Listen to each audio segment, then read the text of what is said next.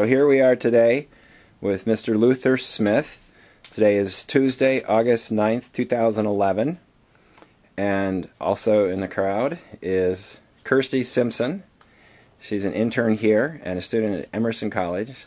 I'm Bob Cottrell, curator here at the Henny History Room in Conway, New Hampshire. The time is 10:21 in the morning. And we've got some information that you just filled out, but we're going to ask you again. You know, it's like the government where they have you do it 3 times in a row. About 5 times. So can you state your full name, please? My name is Luther Smith. Always called by my middle name as I was growing up until the guys hung the nickname Smitty on me. And it was Smitty from then on. Even my sisters called me Smitty. And when was it that you were born? I was born February 19th, 1923. And where were you born? In Stowe, Maine. Stowe, Maine. Which is right along the New Hampshire border. Yeah. And we're talking about your service during World War II. And this interview is being conducted for the Veterans History Project of the Library of Congress, for the Henny History Room at the Conway Public Library, and for the 384th Bombs Group. Is it a club or organization, or? It's a society of the members. Okay. They have reunions. Great. And just a little bit of sort of family history. What were your parents' names? My father's name was Luther Augustus Smith. Mm-hmm. Always hated Luther. Everybody called him Gus. Gus, okay. Because he didn't like Luther, neither did I. And I was always called Earl until they hung Smitty on me, and that took hold. And that's your middle name, Earl? Yes. Okay. My mother was Carrie Libby Smith. Both deceased now. Now, where were they from?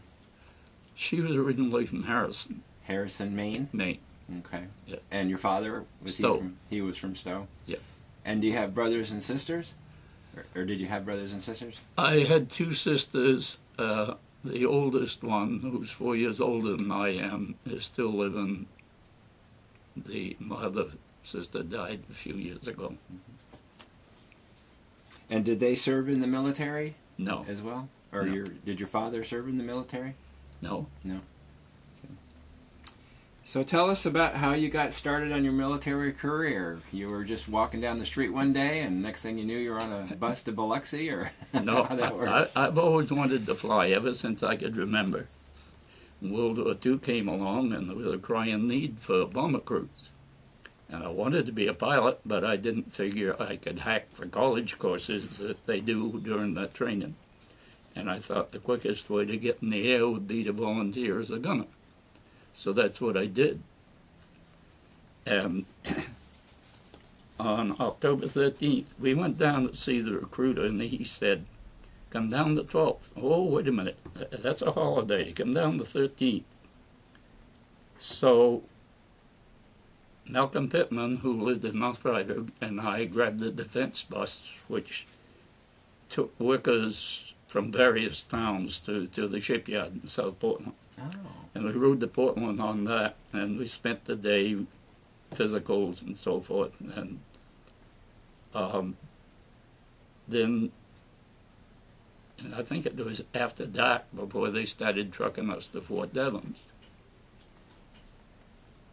And the first day at Fort Devens was taken with tests, aptitude tests, and so forth. And the second day, issue of uniforms. Third day, I was on KP. And the KP crew had all been used to manual labor. And this was a snap. Yeah. We breezed through that. We hadn't been in the Army long enough to learn how to Goldberg. And the sergeant said it was the best KP crew we'd ever had. He wanted us back the next day. The next day we shipped out. Yeah. I went to Atlantic City for basic training, and I was only there for a couple of weeks. Because, as I said, they needed gunners so bad that an opening came in Fort Myers, Florida, gunnery school, and I was shipped out. Yeah. I talk to Army men now, infantry men, and tell them I never fired at Springfield when I was in service, and they can't believe it. Wow.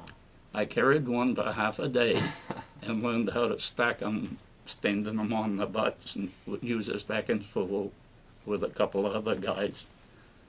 And that was it. That was what experience I had with the Springfield. I don't remember the date when I got to Fort Myers and started the gunnery training. It was a 6-week course, and once we got to firing most everything there, handguns and the carbine, shotguns on skeet, and of course the 50 calibers in turrets, and that's where I fell in love with the ball turret. Yeah. Skeet shooting was fun, especially on moving base. They had a platform mounted up so you wouldn't fall out off the 1.5-ton truck. You had a box for your ammo, and the instructor rode behind you. He was strapped on. And they'd shoot these pigeons from different houses, and you could tell which direction the pigeons were going by looking at the house. And there was one shot I never got. There was one bird that came out low and crossed the road right in front of the truck. Mm. And it was so close to the truck, I was afraid I was going to blast a hole in the radiator. I tried hitting it after it got across the road, but it immediately hit the ground. I never got that one. But that was fun. And we had aerial gunnery training for 6 days. The last 6 days, we went in the back seat of an AT-6. They had the 30 caliber mounted on a quarter track. You swing it around and lock it, and another AT-6 pulled the tow target. There was 3 guys would go in the group, and they had different paint on the bullets, so they could tell who was making the score. Yeah. We didn't shoot all at the same time, but 3 would go, and then they'd look at the target. That was fun. And we got through there. I got my wings at about just before Christmas time, and I immediately became a buck sergeant.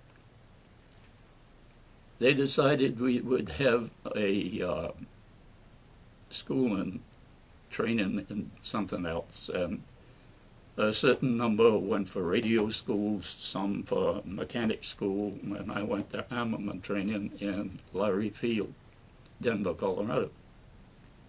And I think that was a 6-week course also.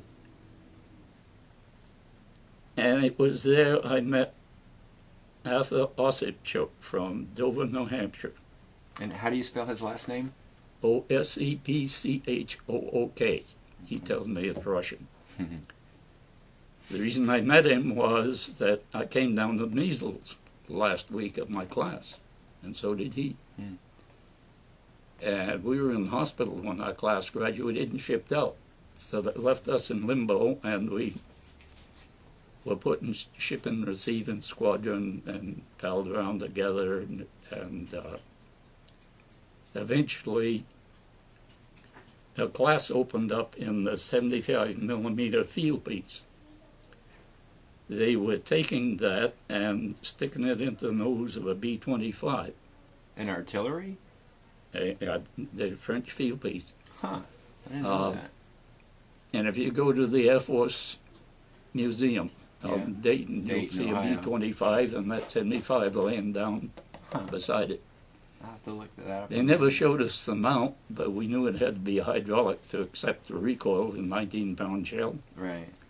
It raised hell over in the South Pacific. They'd hop over an island into a harbor and blast away at light shipping. Ah, didn't know that. We went to Lowry 2 for that, and halfway through the course, the instructor said, I don't know what you guys are doing in the class. They picked us because they needed 2 more. He said, you're not going to have anything to do with the 75, and we did. Yeah. But we graduated from that. They shipped us back to Larry 1, the shipping and receiving, and we were getting antsy to leave the place. And about the last week, we were down to the orderly room every day and asked when we were shipping out. We wanted to get on with the war. And they finally sent us to Salt Lake City, which is where they shipped everybody to wait, and they picked them from there to form crews. And Ozzie went to Boise, Idaho, and I went to Pyote, Texas. And I didn't see Ozzie for a while. We got to Pyote, Texas, and we were given to a Lieutenant Heydrich's crew. And my tail gunner, he and I got on the crew at about the same time. We were the only 2 enlisted men. Mm-hmm. He was Jack Kushner from Los Angeles. And one night the CEO decided that this Heydrich he looked like a college football player. I figured he was 19, 20, and 6 footer, at least 185 or more. And the squadron CEOs decided he'd check him out on a night flight. So Cush and I got aboard the plane, and we'd never been told. This is the first time we'd flown in the 17. We didn't know anything about it. During the flight, a plane crossed in front of us. We got into prop wash and threw us all over the sky. Oh boy, yeah. And the CEO called to see if we were okay. We went on intercom. We didn't know how to get on intercom. So he came back and reamed us out for not being on intercom and not wearing a parachute. Showed us how to plug in the intercom. Yeah. And he said he wanted us to report to the flight line the next day. So we went down to see the sergeant, and the sergeant said, I don't know what you guys did, but the CEO wants you to wear parachutes and parade around out here for an hour. Oh boy. And those are those seat-type chutes Right. that bang against the calves of your legs. Back your ankles or knees. And or as whatever. we were doing that, Cush said, if anyone sees us, they'll think we're going to being awful foolish doing this. But we always remembered to wear a chute after that. So the lesson was learned. And crew started forming, guys started coming in. And we got a co-pilot who weighed about 125 pounds, 5'2", George Hunt. At that time he lived in Ohio. And the engineer came aboard, all the crew except the right waist gunner. We took our first phase training there in Pyote, and then they sent us to Dyersburg, Tennessee. Actually, the field was in the town of Halls, but we called it Dyersburg. That's where our address was, Dyersburg. And the class ahead of us had another week to go, so they gave us 7 days delay en route. And I went home, and I was home maybe 3 days. And on the way back in Chicago, the train was late. There was a couple of other guys that were there, and so we didn't report in for roll call the next morning. So we were AWOL. We had to go see the CO. That's not good. And we all got together and told identical stories, which were true. And that was enough to satisfy him. Nothing was done about it. Later on, we got buck sergeants right after we graduated from gunnery school. Later on, they sent guys to training schools first, and they'd get a stripe, and then stripes would be added. By the time they graduated from gunnery, they'd be buck sergeants. We got back from our delay en route, and we didn't have a pilot. He had appendicitis. Oh boy. So we hung in limbo for a while, not too long, and they gave us this little old man who weighed about the same as my co-pilot, but he was 26 years old. And we had already bonded to Hydrick. And he had to fit in, and he knew this bothered him. But we didn't know what a gem we had. He visited me in '98 and talked about this. That's the new guy. And he told me just how many days it was after he got out of cadets. He said, when I got to Dyersburg, there hadn't been a wheel rolled on the runway. They gave him a crash course for 10 days or something like that. He graduated, and they said, you're now an instructor pilot and instrument rated. Wow. And he had all these hours. The guys would come in, and he said, if you remember, there was about 500-foot hills around that field in Dyersburg. And I said, I don't remember. And he said, well, there was. And I said, I'm not doubting your word. But these guys would come in who had been flying like we were at Pio. They had this long expanse. They could make low approaches. And he said they all had to be taught to make shorter approaches. Watch those hills, yeah. And he had a Lieutenant Roger Smith. He spoke about him that gave him grief on something. He said, we went around and I chewed him out royally. And you got to understand, this guy talked real quietly. If he was chewing you out, you'd hardly know it. But anyway, they gave him to us. And to get back to Hydrick, Hydrick was kind of rough on the controls, and we didn't make any smooth landings. One day we came in, and you wouldn't know you touched the runway unless you heard the tires skirt. And he came back. How'd you like the landing, he said. And cushion on my tail, and I said, sir, that's the best landing you've made yet. He says, Hunt made that landing. And he seemed to have a feel for it. But every time he'd land, it was like that. But boy, if he was taking off, he wanted altitude, and you could feel the plane struggling. We felt as though we ought to get out and push. He wanted to get up there and hurry. But both good pilots, and we completed second and third phase training with Norm as a pilot. One day the weather was getting bad, and the field was closing in, and he arranged the flight. No one else was flying, but he arranged us, and we got up there in the clouds flying blind. And he told me when he visited me, I did this to gain your confidence. So they set the radio compass from Memphis and flew over Memphis, and of course the compass reversed itself, and then all I had to do was take a head in and fly at a certain speed at a certain length of time. And he spiraled down, and there was the field. So you'd come through the clouds, and then you got... And for a guy that had been raised on a farm, hoeing corn and everything, that seemed like magic to me. It feels a little more comfortable when you see that field, doesn't it? Oh, yeah. But I don't know about the rest of the guys, but I wasn't worried.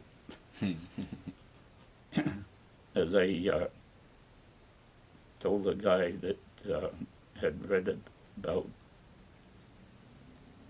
ball turret gunners falling from a ball turret, I said they probably didn't fasten their seatbelt. And I said, anytime I talk with a ball turret gunner, I ask them if they did, and less than half of them did. I didn't do it. I didn't bother with it. We're foolish. And the guy said, when you're young, you're not foolish. You're just brave. Anyway,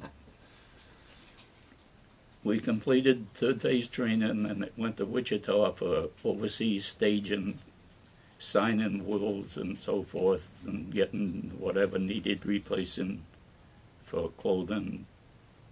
And new dog tags were made.